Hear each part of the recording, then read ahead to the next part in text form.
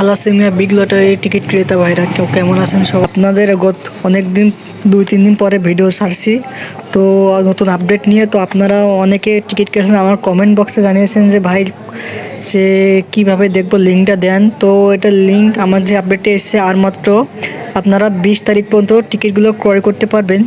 এরপর থেকে আপনাদের আমি আমার চ্যানেলে সব কিছু যারা 935টি যেগুলো পোস্ট করবে আমি সব কিছু আপনাদের আমার ফেসবুক পোস্টে দিয়ে দেবো। তো যারা যারা চ্যানেলকে সাবস্ক্রাইব করে রাখবেন।